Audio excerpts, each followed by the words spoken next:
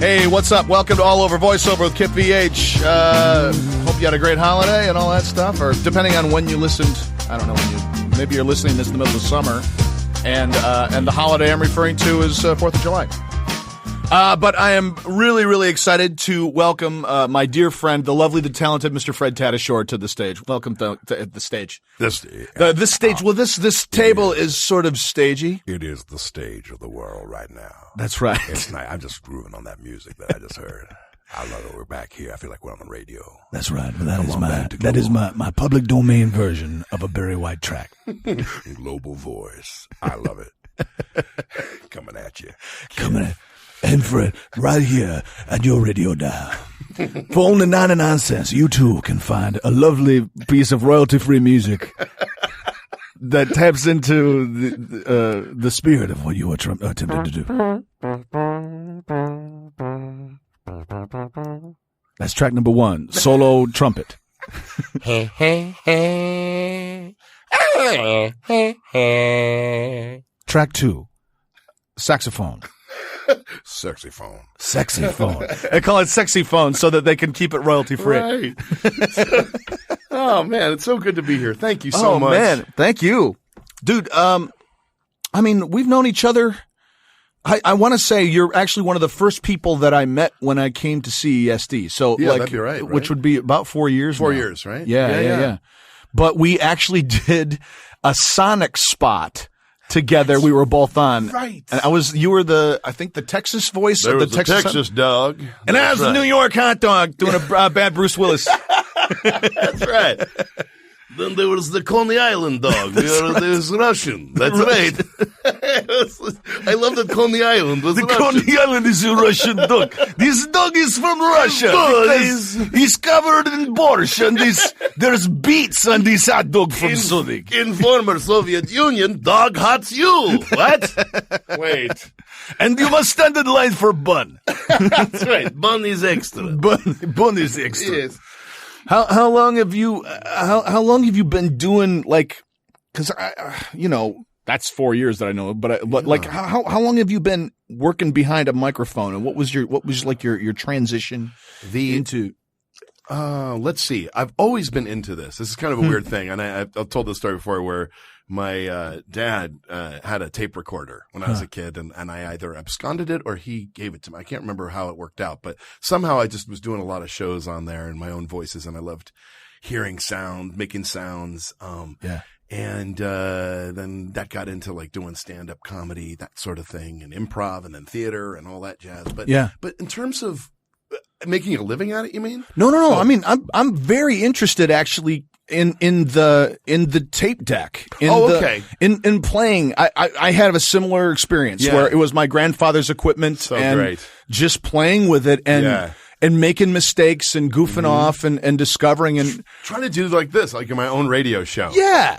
And I'd go off the TV. I'd hear some like preacher on the TV and I'd tape him, and then I would, do a version of that, or I'd try to impersonate the president at the time, that kind of thing. Yeah. And that was a big thing for me. That was a lot of fun. And that's where you start building on characters, and you have recurring guys come back. Did it start with your ear for you, or was it a combination of like mimicking what you heard on the TV, or was it filtering, like mimicking and then doing something with it that was appealing to you? I'd say it started as mimicry. Yeah. And then later on got into trying to make up new stuff. You know what I mean? Totally. Yeah, I think so. I felt like a shapeshifter growing up, Yeah. That's all I wanted to be, other things. Yeah. And I realized, you make a living doing that as a shapeshifter, basically. I love working on the Family Guy because it's like one session, you're Bono, a toilet, and Ernest Hemingway. It's like, okay, fine, right, whatever. So that would be definitely my start into it. A mimicry, and then creating from there. It's like a spice rack. Yeah, like I'll take a little of that voice over there and put that with this and make something new. Right. Yeah. Oh, that's so cool. What was your stand-up like? Did you was it similar? Yeah, it was. It was very vocally driven. It really was. I mean, I got into just doing characters.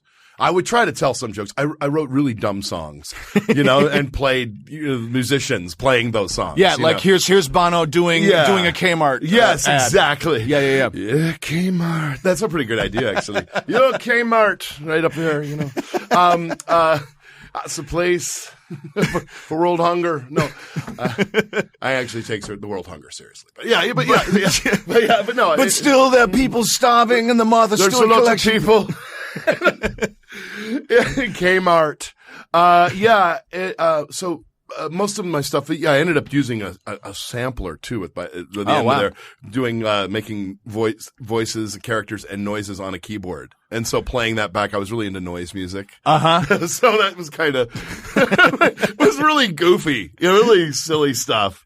I think Adam Carolla said, "Well, of all the things." I told him I met him one time, a couple of times, and he was a really nice guy. And he said, of all the things people are doing, that's definitely not one of them. Yeah, he was cool. Did you come up in New York? Is that where you? No. I was born in New York. Sheepshead Bay!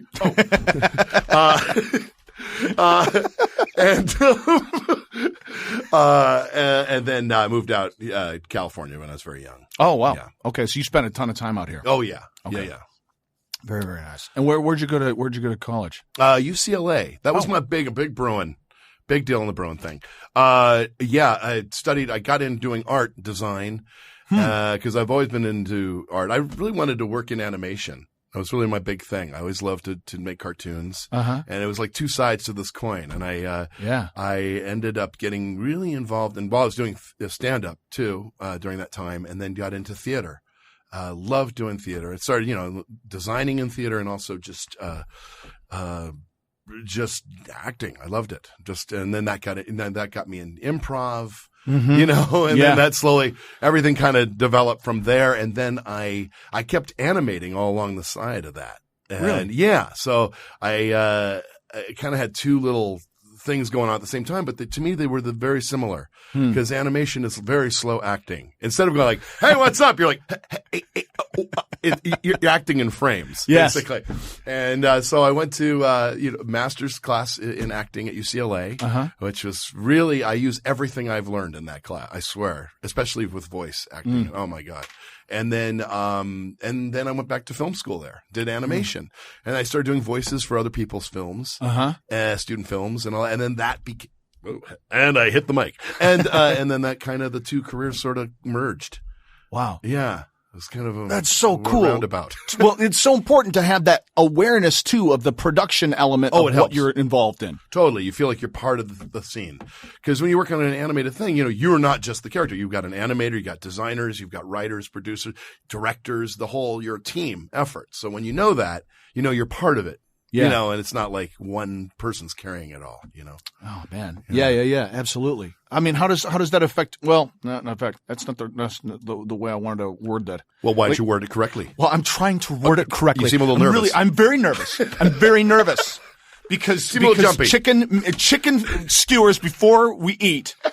See? Now I'm completely flustered. Sorry, folks. We'll be right back. We'll start off. Hang on. No, so... Don't edit that out. I won't edit. Don't keep it. Well, my I mean, I'm jumping all over the place because there's so much stuff I love. Okay. Because we talk about everything but this. Okay. You know what I mean? Yes. When we're kind of hanging out talking about, life and stuff. Right. So I guess what I'm curious, do you still draw? Are you yeah, I still animate. Really? Really into doing that. I draw all the time. What That's kind like of stuff thing. do you do? Are you crazy drawings, character drawings, and stuff that I want to put voices to. Oh, great. And so, it's, I've never stopped. It's just, that became voice acting kind of became my day job. The acting thing, I couldn't believe that became a thing. I love it. I love this job. And it's like, I'll never learn. Or I should say, I keep learning. Is that right? I never learn. I never stop learning. Never stop learning. That's I never learn. That's I never learned. Boy, that's the truth. No, I never learned. I don't learn anything. I don't believe in learning. Stay out of school. Don't fool me with your science. Clever science. Don't come in here trying to teach me something. I'm not interested in learning. Enough of your facts. Right. No, yes, I still, I never stopped learning. I love this craft so much. And yeah, and so the art is just like the other side of it to me. So I still want to do crazy films and make crazy noise music. Yeah. Record some of the stand-up I used to do and just animate it this time. Oh, that's and great. it's more voice-driven because I think that's been my thing lately. It's just been so much. The last 10 years has just been voice acting. So it's like, I want to create something more with that, but not worry about pitching it or doing, just make it. Just do the thing. Make it. Kind of like what you do with your stuff. I don't know. I'm learning to not have expectation about what I make. That's right. And if people are interested in it, then they'll find it. And if not, then at least I did it. Yeah, you did it, and you have your day job that you love, and you keep going, and The image in my head that just struck me is from One Flew Over the Cuckoo's Nest, where Jack Nicholson is trying to lift the sink. Yes. And he can't. Yes. And he's pulling on it, and everyone's standing there staring at him, and he just and finally walks away, and as he's walking away from him, he goes, "At least I tried, Dad." and like to me, that's how I feel about a lot of the stuff I produce. Yeah. I don't know that if it is successful or not, but at least I can say I got my arms wet. Right. You know what I mean? Right. And I feel like that's important. It is.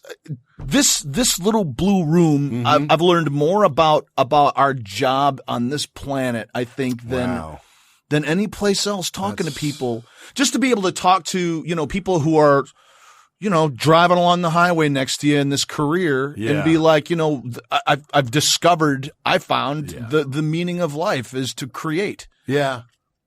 At least that's what I've put together. I like that. I'll go with that. I think that works. That works for me. Yeah. It's better than chocolate. Well, yeah. And in creating, you are created.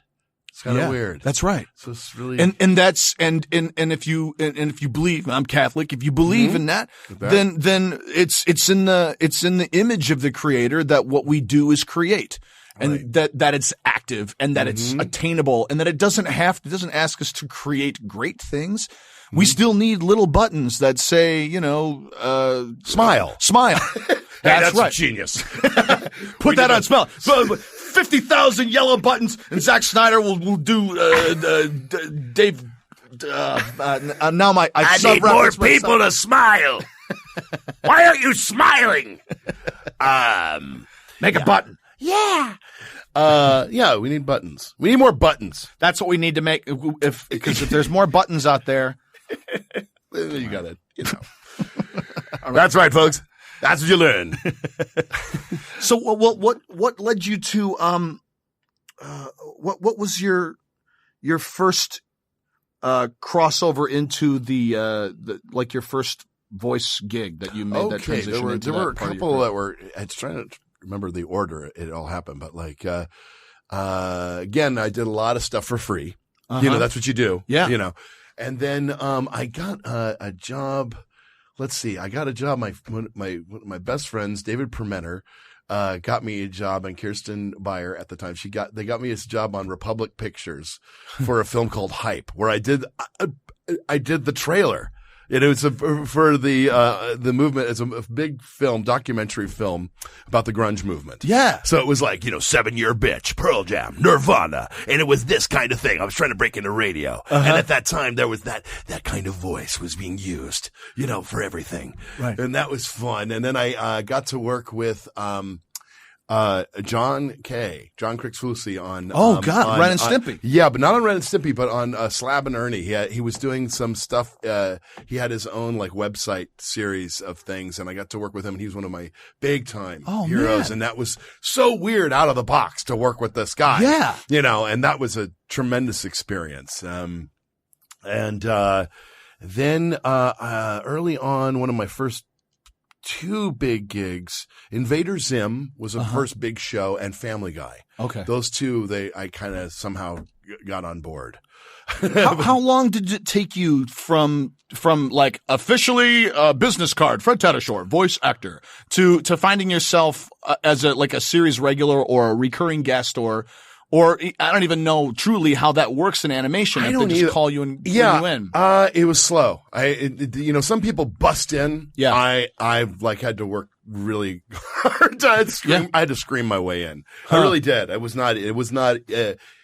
fun, but it was not easy. It was not like I had this wild success rate. You know what I mean? Yeah. It was like, it was slow. I kind of got in. I got this little 2-3 lines in one show, then a video game, and then this movie, and then, little bit parts, which were huge for me. And still are. Yeah.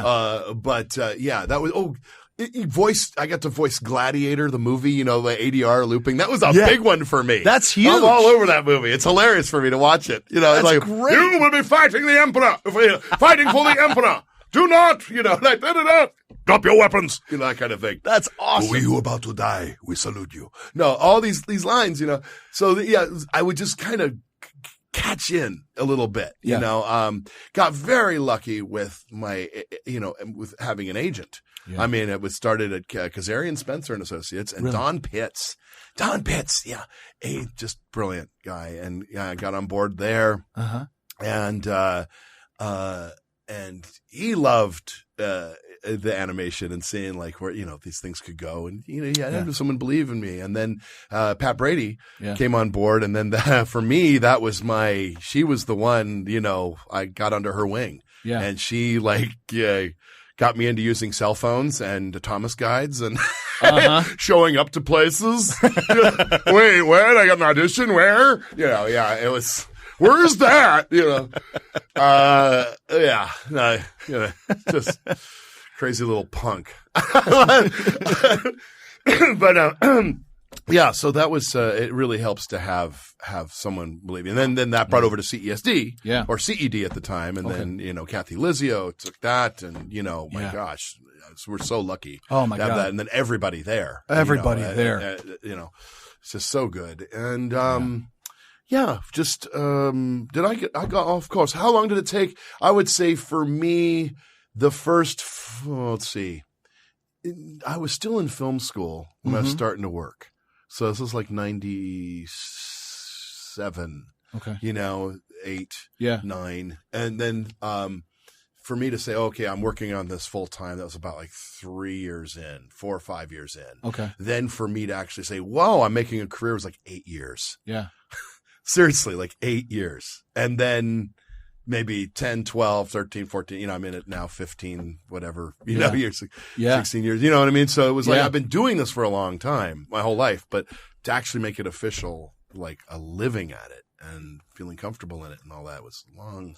It's a long time. It's a fascinating journey of, that combination of not just, it's that scene in the Matrix Reloaded. There is no spoon. No, but where Morpheus says, "I know that we will continue on because I have seen what is behind."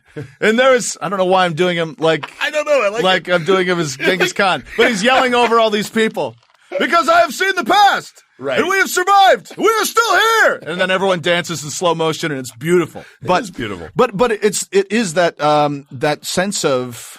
And it always, right now it's a couple days after New Year, and looking back on success helps you continue to stay the course of a uncertain future. Yeah, it's completely uncertain. It can all go. You have no idea what's going to end. Shows are ending all the time. You get replaced. You've replaced somebody, not by your own will. It's that's just how it goes. The industry is so fraught with just uncertainty. Right. And so, oftentimes and this is kind of a sports analogy, just helps to love the game. Yes. Love the game. And the rest, don't do it for fame and fortune and all that, because you'll just make yourself crazy. Yeah. It'd be disappointing. And very empty, because you get let down so much. But the positives are amazing when, so it's this it balances out.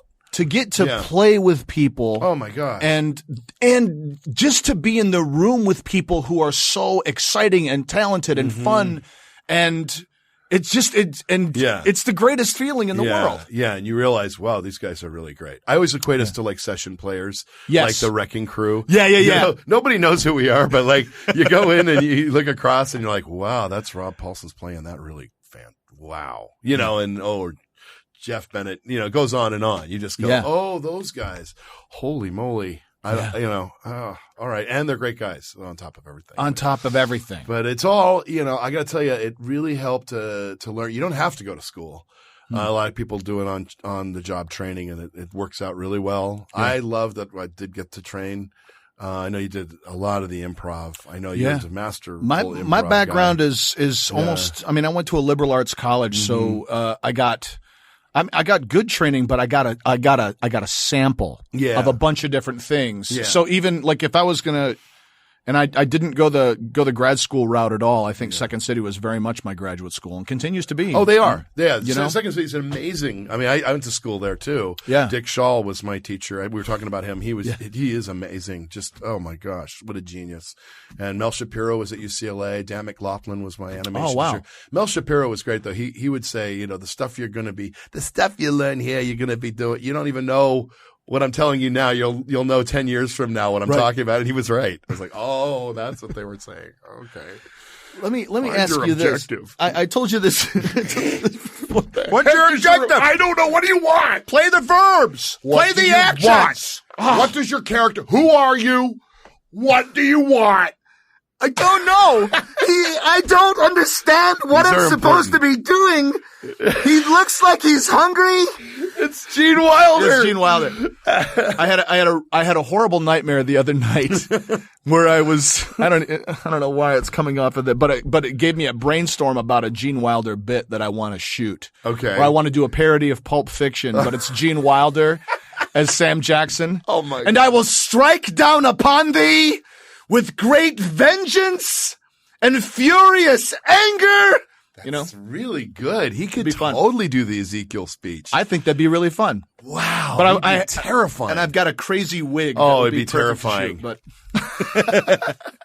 that was what yielded out of a bad dream where I was shooting something I couldn't remember my lens. Right. It's just one of those stupid anxieties. You guys ever have those dreams out there in podcast land? It's where you just, what is that? I always have a final. Yeah. Or I am, do you have the forget sports? the lines? I have to do sports. I'm wildly out of shape and I have to do some kind of crazy sport thing. Oh man. Or I have the lines. You're either on stage and you have to play this huge part and you can't remember. And you have none of the words. I've learned when that happens, just start speaking and act it out. And it'll all work out. That'll work. I love that. Yeah. The other one, I had one, this is kind of hard to explain, where I showed up, this was my dream, I showed up at a session and the script was in the form of blocks. And they said, are you ready? And I'm looking at these blocks going, I don't know how to, they're like, no, here, just put them together like this. And that should be, okay, you're ready to go. And I'm just like trying to figure out how do you read blocks? Oh man. It was really embarrassing. And everybody knew didn't know what I was doing. See, that's the thing. We're all afraid that we're going to be discovered as a fraud. As a fraud. I'm a fraud. I have no business here. What am I doing? They're going to find out about me. I snuck in the back door. Who let you in? Who do you think you are to stand among the likes of Jeff Bennett and Rob Paulson? I don't know. I'm sorry. I don't mean to cause any problem. I will just stand over in the corner. If I don't breathe, they won't know I'm here.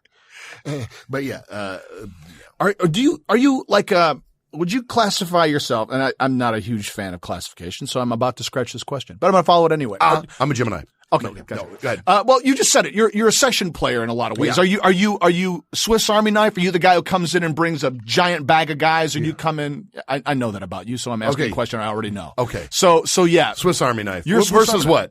Versus ballerina. Well, Diva? like in terms of classifications, like Scotty Menville as Robin on Teen Titans. You know what I mean? Are you more like a utility guy? I'm more a utility guy. So you'll come in and do like Hulk, but you do a variety of other dudes in the thing. Bunch of people. In fact, that was kind of how I stayed in animation, was being a utility guy. Huh. That's kind of my job on Family Guy with those three other great actors, like Chris Cox and Ralph Garman and, just all these guys doing these, we go in and we just, Andre, so we go in and we don't know what we're, We're gonna be. That helped in video games. I was able to make a living starting in those, and then a lot of shows they just needed they just needed very different people. Does it work in a way like ADR where it's like, let's bring in a cast of dudes, and you'll come in, and we know that you guys are broad enough that you'll cover all those things. They want you to do. Now that's not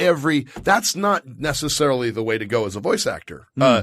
Sometimes it's just you're great. You're just a great actor, and you have that great voice, and you can play a myriad of characters just like you would on camera. There's that, but it is nice when you're allowed to play high, low, monster, scary, goofy guy. You know what I mean? And that was the way I was able to kind of stay in the business. What's your process in that? Because you're walking in blind into a session, so you've got to be unless they give me a script. I always love when I get a script ahead of time. That's ideal. And pictures of the characters or a concept of the characters. That way you can kind of play around at home and prepare it. But and then half the time you don't have that. So you just have to remember you listen to your directors and your writers and your designers and just like try to get as much information, and it helps you to be a quick study. And you go, so where is he from? You want a regionalism? how old is he? How big is he? How smart is he? The myriad of questions are hilarious in our business. It's like not only if it says, he's a human. Okay. So he's a human. Where's he from? How old is he? How big is he? Is he smart? What regionalism? Okay. So now he's this guy. Or is he this guy? Or is he this guy? Or is he, whatever. Now it goes beyond that. Now he's a ghost. Oh, what was he when he was a human? He's a ghost. Now is he an alien? Is he a demon? A robot? When he was, what period of time was he a vampire? Little things like that, just really ridiculous questions you start asking. What an incredible friggin' workout. Oh, it's great. It's the best. I live for it. I do. Just to push you to that place and like, it's a dream. It's a dream. Do you remember a time specifically where you really surprised yourself with a character voice?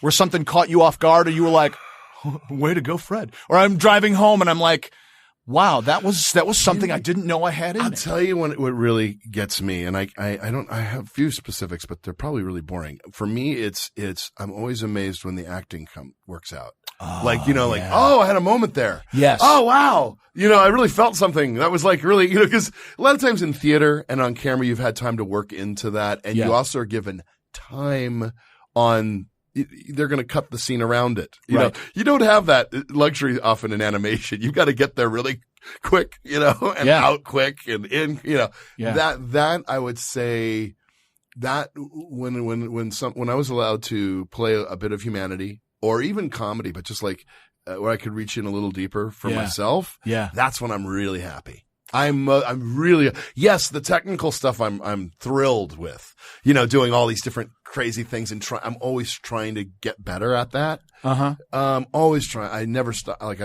I never learn. No, I keep trying to do that, but you told me you keep a little pocket recorder in the car with you, right? So you can keep working on different, just stretching your range. Yeah. Cause you hear somebody on the radio and you're like, I really like that. Hey, I'm Robert Siegel, and you're like, I want to do Robert Siegel voice, or whatever, whoever, it doesn't matter, and I think a lot of us do that. It's like, oh, that's a new voice. I want to try that out. I heard somebody talking like that. Or so-and-so is really hot right now, or who's this new guy, or he's got a unique drawl to him, or a weird dialect. And I've been working, I'm not doing it right now, because it's very much, this Christoph Waltz. Oh yeah. But it's turning, it's right now, shoot, it keeps slipping into Schwarzenegger if I'm not careful. But it's hard. Those are very tough. Yeah. When you're trying to do someone in their very close accents. They're very, very close. Yeah. Or they live close, even if they're, if your bookmark in that character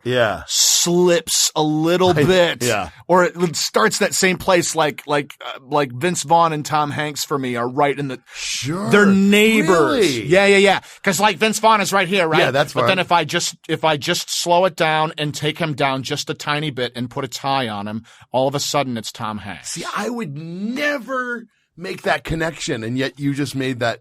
A new connection for you can see it. Tom Hanks, right? All the guys, and I still, we're really trying to do what we can here. Yeah, and it's that kind of in the back. Vince Vaughn. Vince Vaughn is higher pitched, higher energy, so bizarre. right in the back. But Tom Hanks lives in that same neighborhood, and it's James Arnold Taylor's trick that he does in his show where he like slides all these different actors down. Here it is. Here it is. It's so cool. He's a genius. I just worked with him on some things. Oh man, I love that guy. But yeah, it's playing this instrument. Yes. And finding out where something lies. Like for me, my own voice, not far from, the dude, man. Right. You pinch it a little bit in the back. Just kind of in the back there. Jeff Bridges is not far, so it's kind of this weird thing for me. It's like, that's my own voice. And it's weird if you have to do your own voice sometimes. That's an odd. Yeah. But, I like to see if I can do as many contrasting, and realistic, like if I can talk like something in here, and then open it up and just be a little different. That guy, just kind of see. And like when I record on my own, I like to see if I can really make them specific. All right, so tell me what you're trying to say. I don't really know what I'm saying. So you have really clear separation. Yeah, so I just want to see where they are in the throat. Yes. You know what I mean? How does that affect your audition life at home? Because you have, I run into this all the time. If I'm doing a self-tape audition. Yeah. And I've got to do a character and the character description is male. Okay. And there's no art. There's kind of like, it's such an open playing field. I could spend 3 hours recording 2 pages. I know, and I used to. And I've learned, I think you just go with a choice. I don't understand. Sometimes they'll give you somebody to check out, a reference or something. But yeah, sometimes it's just, this is the guy. Big friendly guy. The hardest thing is to know the tone of the piece. Like, is this cinematic? Is this broad comedy? Is this what is the world of this thing existing in? That sometimes helps me, and they don't talk about tone enough. What's the tone of this cartoon? Is it like completely insane? Yeah. Is it Uncle Grandpa? Or is it Phineas and Ferb? Is it closer to truth? Are we being funny? Right. Or are we being Archer? Or are we being? Yeah. So it's like, if they don't give you that, I find then I'll try to give them 3 takes, 2 or 3. Okay. Or I'll just take a choice and go with it. Yeah. More and more lately, for some reason, I'm in this, maybe because I'm in a hurry more. I'm doing 1 takes. Yeah. But I used to, I'm so OCD, like officially OCD, that I'll like, take 5 will be the one with the thing. And I know they don't like that. Like, they can't possibly be okay with that. I've got the 7 takes of Darth Vader. Well, how different are you going to make it? Right. And you do, and it's something I've had to really like fight the urge of like, okay, try not to send them to exactly the same takes. Yes. Yeah, but I do. Okay. I let the OCD take over, and then I have to go, okay, pick maybe 3, go with your, definitely do the one you want to do. Do the gut take. Yeah. Even if it's kind of wrong. Just Trust do it it. because you'll feel like crap if you didn't do it and you find out that's what they wanted. Yeah. So you're like, why didn't I do that? I deleted that file. That's why it drives me crazy when you do callbacks or auditions in front of people. You want to make sure you're covered. You're doing everything. Give them a choice. That's the other thing. The art of auditioning. My gosh. Like, try to figure out, okay, are they happy? Are you happy? I'm happy. If, give them another choice maybe, but if they're happy, don't push it. Don't push it. Let it be. If they trust what they say. Yeah, trust what they say. Yeah. At the home, but you asked me about home auditions, and that's more of a, Do you do a lot at home? No, I do. I practice a lot at home. A lot of times I like to go into CESD or the Voicecaster. I use VO and Go a lot. That's like my secondary office. And now I've got an office that I'm never at with my friend Mick Wingert, another brilliant voice actor. I know, but I'm going to get my office together. But no, I use them. I like, as much as I like having an engineer, and someone listening and doing it. Even though I do like sound design. If I weren't doing this, I think I'd really want to be on that end of it. the technology is frightening.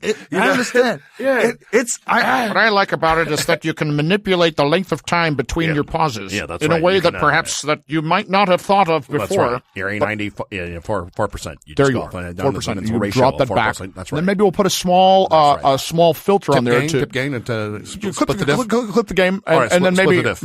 we can do a little bit of a distortion, just a tiny bit that to should be good. imply a cell phone Oh, call. that sounds pretty good. That's pretty good. So, Right. yeah. So there's that, and I enjoy that end of it, but also I find I will over direct. Sometimes I'll just I'll do what you say. I'll obsess over it. Yeah. And sometimes it's nice just to throw yourself in and be done. Yeah, I'll do that. I'll go and especially Scott. Scott will look at me like, Yeah, this I'll be like, great booth directors. Can I give we you another have. one? Scott's like, why? That's We have it. I mean, we can if you want to.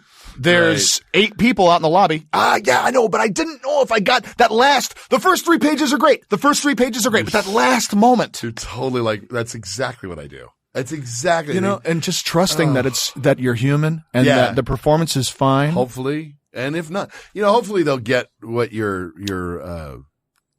trying to do, or they'll listen to your voice. I don't know the other process. You talk to casting directors, and what a process that is. They get so much stuff they can't possibly listen to everything, and usually they'll know in the first 5 seconds. Yeah. This is Fred Tatasciore playing Iggy. Next. Oh, Right. Right. But let me ask this question. Just because of, you've been at it for a while, do you find that your name is helping you in a way where people are now more comfortable with you? Or Yes.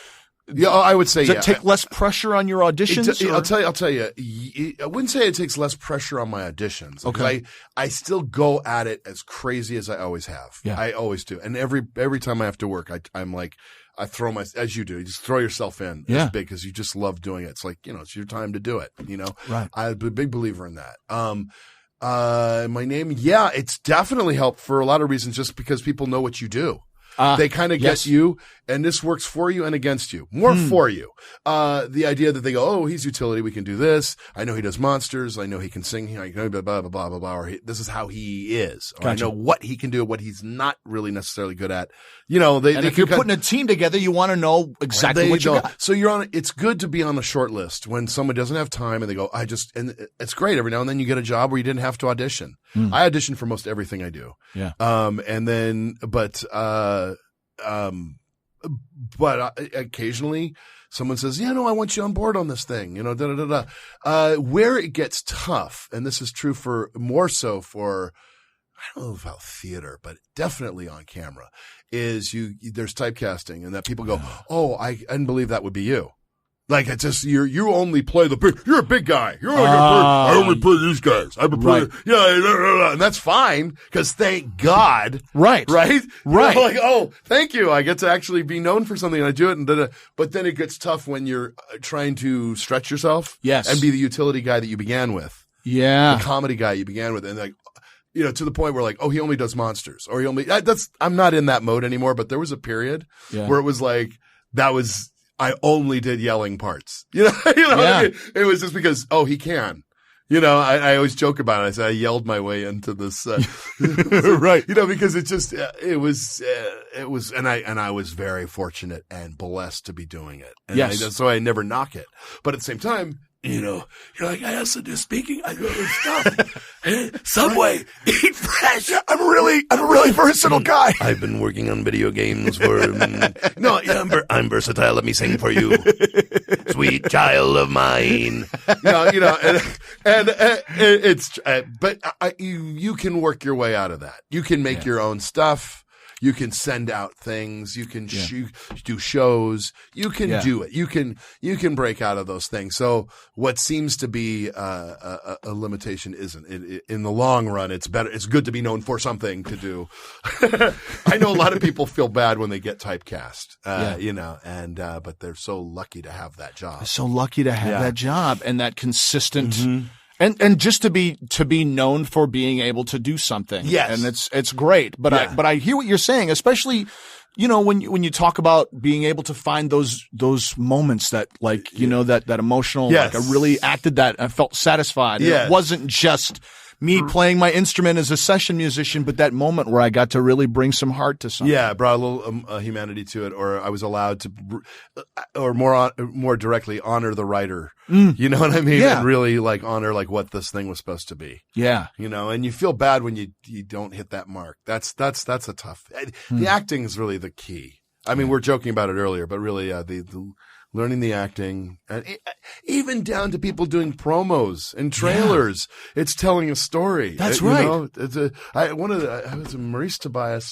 She's a great teacher. I think she talked about doing what is it, like a character? I'm going to use the wrong word, so forgive me, but like defer to a character. You know, you're not just, even if you're telling the story as in a trailer, you're still make a persona up for yourself. Who is this guy talking about this thing? Right. You know? Right. And why is it important? Rick Wasserman was in here a couple weeks ago, gosh, and that he was, guy. He's unbelievable. And he was talking about when he was doing the promo for Mad Men, he would lean his arm on the wall and stir a drink with his finger, and the microphone was the tip of his lover's ear, and would whisper, beckon to her, and then go, "Tonight on Mad Men." And it was like, yeah, because you are. And I think Walking Dead, he's scared, right? Yeah, Walking Dead is he's terrified and he's covered up in there. Tonight on Walking Dead. It's great. Do you do? Are you very? I think you're very physical when you do the voice acting. Right? Yeah. Some guys are like stay on mic and they're amazing. They don't move. They don't. Yeah. You know. And then I find them very physical depending on the part. Yeah. Without a doubt. And I feel like it's interesting because I feel like what you said about tone really indicates how much I move. Yes. You know, if the tone is a little bit broader, then I feel like I can loosen my body up. Yeah. You know, and it also absolutely matters, you know, like, I mean, because for me, so much of the character work that I've done is linked to a celebrity bookmark. And then I filter off of that. So like if I did some Robert Downey Jr. stuff yesterday. So trying to find that. Robert Downey. So if I'm tied into this guy, you know, all of a sudden my body gets very rigid, which is interesting. It's not like Michael Keaton and loose and big and moving around, you know, that kind of stuff. So, but I do move a lot, and the thing that I'm trying to work with is reminding myself to stay on mic. Yes. Because I have a 416, so it's super directional. And maybe if I had a Neumann, you know, or something that was a little bit more, that gives you a little more leeway, the Neumann. A little bit more room. Neumann, Neckerfell. Hello, I love the Neumann. Hey, Neumann. I know you see that a lot with the microphone stuff if people are used to being on camera. I've done this too, where you're like, you want to turn to the actor? Right. You go off mic, turn to the actor. Yeah. It's like I'm talking to you right now. Just a little off mic there. Yeah. Just a little bit. You keep going off mic there. It is. That's the other side of it, is learning these. This is your instrument, this microphone and your voice and all this stuff, and learning as much as you can about it. Yeah. You know, but yeah, I find some characters I sit, some I stand, some I use headphones, some I don't. It's really weird. It's like, it all depends. Hulk has a stance, I've noticed, always. Really? Yeah, I'm always kind of up. You know, and my hands are like this. Or, you can't see it in radio land, but it's like, you know, they're clenched. Yeah. We're a Shifu. I'm always in a meditation stage. You know, like it's really weird. So and cool. it looks weird. You see pictures of yourself, and it's like I got the Joe Cocker, God bless him. But you know, like my hands are all over the place. My face is contorted. You know, I have no problem looking at myself on film if I do a bit on a show or something. Yeah. But I hate looking at pictures of myself when I'm working behind a microphone. Yeah, exactly. Look like a blowfish. Or I feel like I'm doing a ton and I'm not. Yeah. Like I'm like, some of those pictures Brandy took from VO Improv and be like, I look like I felt like I was so invested and I'm not doing a thing. Oh yeah, no, you did so much on that. That was a blast. That was VO a Improv. blast. Gosh, that's still out there, right? Can people still tune into that? Yeah, if they go to that voiceoverimprovthing.blogspot.net, I think. Is the website? Yeah, that and we had, Improv I mean, thing. God, Tom Wilson and Bill Farmer and James Arnold Taylor and it's a great group. Oh man, it was just the best. Yeah. Mick and Paul. I'm gonna try to get those guys in here too. Oh yeah, we should do it. We should do a little more ensemble work. I would love to. Yeah. I would love to. That was really, really satisfying. And I know people's schedules got crazy, but it's hard to do that. It's hard to get groups together to do, you know, an ongoing thing. It was schedule wise. What was so satisfying about it too, and I know that you get to work in a lot of ensembles when you're doing, you know, animation work. But it is rare. And I know you probably experienced quite a bit of that. Like, is there a fair amount of solo work that you end up doing? Oh, yeah. It's about 50-50. I would say you're right. Most animation is ensemble, is ensemble, and even allows for some improv sometimes, depending on how crazy the show is. Yeah. The animation is. And then, of course, for interactive, you're most of the time solo. Yeah. And then, sometimes when I'm called in to do a guest spot on a show, I'm at the time that they already recorded everybody, and I'm just in wherever Nickelodeon Cartoon Network, and I'm just covering that. Yeah. You know what I mean? Yeah. So you have to be able, when you do that, like the greatest thing about acting is reacting. Yeah. I was thinking, when they always say reacts, R-E-A-X, react. I am reacts. I always thought it seems like a character. Here's reacts. I only respond. Do not engage reacts. It's like a Decepticon, Right. Reactsicon.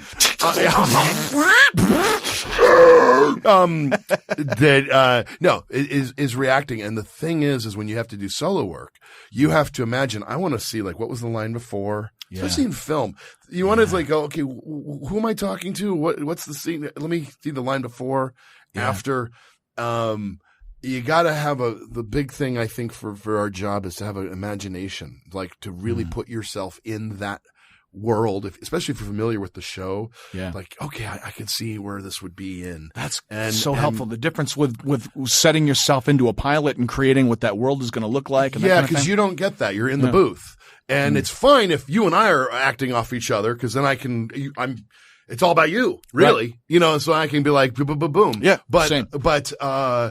If it's myself, I have to, sometimes they'll be nice and play what the other person did already. Yeah. Sometimes that doesn't exist. Yeah. So you have to kind of imagine where that's coming and going. Yeah. Yeah. That's a big, so solo work is fun.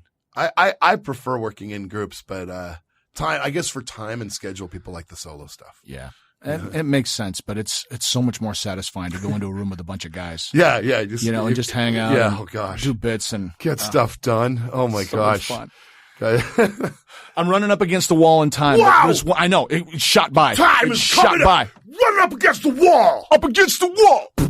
I've never done a Tracy Morgan. It was my first Tracy Morgan impression. See, up against the wall. See, mine just turns into John DiMaggio's version. That's right. Somebody gonna get pregnant. Yeah. It's not even. I'm doing Eric Lopez. Tracy. It's not even Tracy Morgan anymore. Right.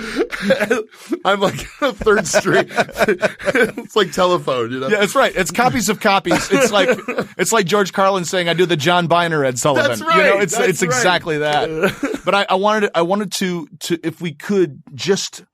I'm pretending to hand you a script. Okay. And wow, it's big. It's very thick. And I'm letting you, in fact, you're the first guy to record, so you have to make up all the words on the other side. Okay. There's a drawing on this page of a character. Yeah. And just to push you, because you, based on what you just said, great. I love this character that you're drawing. It's sort of like a Mega Man looking guy, like a tomato. He's a tomato with antenna, but a cloud. But he has a smiley face. Oh, it's kind of a pig. Oh, it's a pig. Yeah. Upside down. It looked like that's perfect. Oh my God, it does look like a Mega Man. Yeah. But you've drawn a crazy pig. Yeah. So this crazy pig, and he's wearing, let's say, not overalls. Let's put him in a suit. He's wearing a business suit. Oh, okay. Great. It's kind of a character I already have, kind of. I love it. But let's can you give him a little mustache to make him a little bit more world weary? Yes, I can. All right, great. So talk me through your process of finding what this character sounds like. Well, already it's so weird now that the mustache was. I was gonna kind of make him sort of. I know, and that's why I threw the mustache on him. All of a sudden, the mustache, we made it sort of a Salvador Dali mustache. Yes. And so he's sort of all of a sudden here. I've kept this sort of kind of bubbly fat voice. The little rattle. Yeah, but then I've added a little more Paul Frees. Remember the welcome, foolish mortal. You may not need to volunteer. Oh, yes. So you put them together and you have sort of this sort of fellow. Yes. Yes, it's almost kind of an Orson Welles, but not really. I enjoyed the truffles. I would only like, give me some more truffles, please. Oh, that's wonderful. More oregano for everyone. And please, let's have fun. So I don't know. But that's like an example of Okay, so you got this guy, Uh-huh. and then a little more of this, A little more dressed and up. then this, and now tell me what you'd like him to be. Where would you like him I from? think he's a banker who's just lost a horribly large account, and is going home to tell his children that the only thing they'll be getting for Christmas is an orange. I can't believe Mr. Crothers would put me out like this. Father, you've arrived home, Father. Oh, hello, Piggy and Piggy. I'm sorry, but Daddy lost his job today at the bank. But surely we'll have a goose for Christmas. No. Yes, surely we'll have balls and fountains and kites and things. How would you like something even more special than that? Oh, please, Daddy, please. Something bright and shiny. An orange. A Christmas orange. Thank you, Daddy, but what else?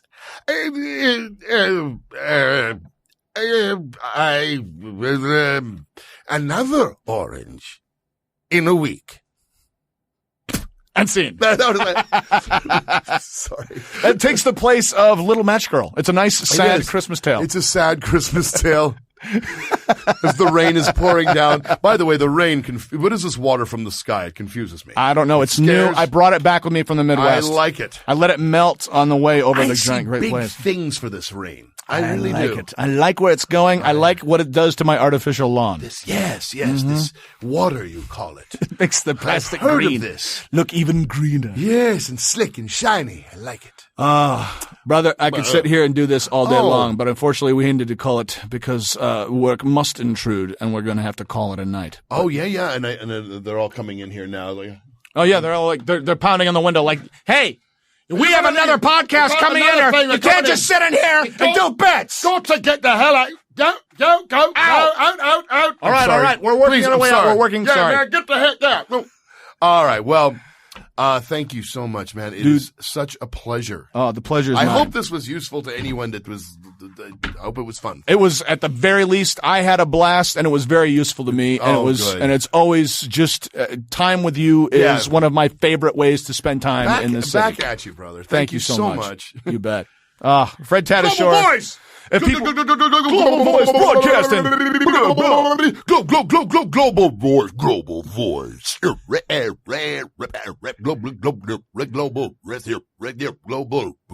Global voice broadcasting. Peace.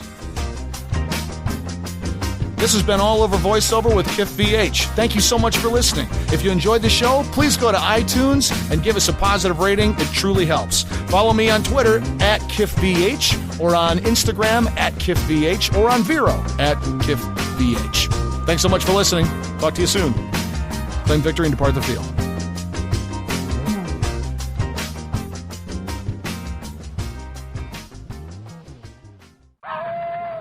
Werewolf? Yeah.